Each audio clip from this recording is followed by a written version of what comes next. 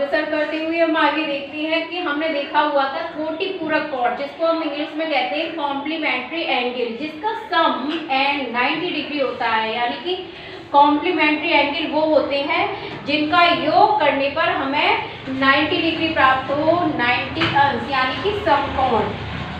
जब 30 और 60 को जोड़ेंगे तो ये हो जाएगा 90 डिग्री, यानी कि 30 और 60 ये कौन सा हो गया, कोटि पूरक कोण हो गए। जैसे हम निकलवाएं 60 का कोटि पूरक कोण कौन सा होगा, 60 का कॉम्प्लीमेंट्री एंगल क्या होगा, कॉम्प्लीमेंट्री एंगल क्या होगा, तो इसका कॉम्प्लीमेंट्री एंगल हम निकालेंगे 90 माइनस 60, यानी कि 90 माइनस 90 डिग्री, तो ये आ जाएगा 30 डिग्री। जो भी एंगल दिया होगा उसको हम 90 में से माइनस कर देंगे, हमें कॉम्प्लीमेंट्री एंगल प्राप्त हो जाएगा। अपने आप का कॉम्प्लीमेंट्री एंगल होता है 45 ऐड करेंगे तो 90 डिग्री प्राप्त होगा। अर्थात 90 में से 45 माइनस करेंगे तो हमें 45 ही मिलेगा। ये क्वेश्चन आता है कि अपने आप का कोटि पूरक कोण कौन सा होता है, वो होता है 45 डिग्री एंगल। इसके आगे हम देखते हैं कोटि पूरक के आगे आता है हमारा समपूरक कोण, जिसका सम ऑफ एंगल कितना होता है, सम ऑफ एंगल होता है यहाँ 180 डिग्री। यानी कि जिन कोणों का योग 180 डिग्री हो जाता है वो कहलाते हैं समपूरक कोण, सप्लीमेंट्री एंगल। जैसे हम लेते हैं, ये हो गया हमारे पास 90 डिग्री एंगल और प्लस 90 डिग्री एंगल, तो अपने आप का समपूरक कोण होता है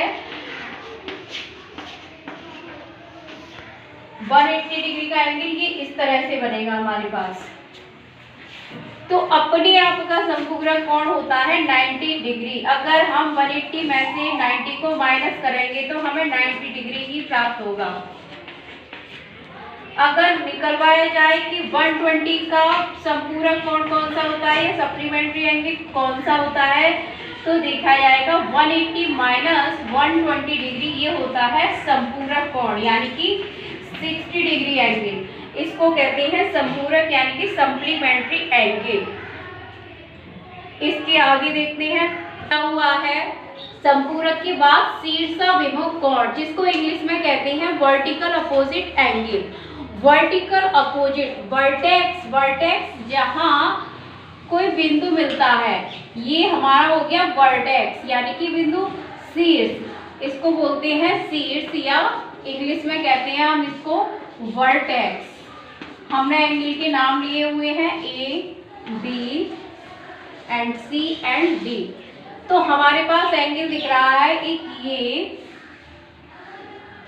ये इसके बराबर होगा, ये हो जाएगा बराबर तो नहीं, ये शीर्षाभिमुख कोण होंगे ये, और इसके शीर्ष के ये वाला बराबर होगा, यानी कि एंगल ए, इसको ओ ले लेते हैं, angle O A O D is equal to angle B O C, ये हो जाएगा शीर्षाभिमुख कोण।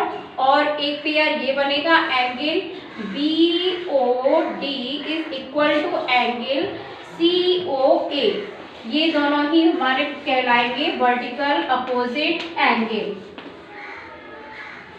इसके आगे हम मुख कोण के बाद हम चलते हैं संलग्न कोण, जिसको हम इंग्लिश में कहते हैं एडजेसेंट एंगल।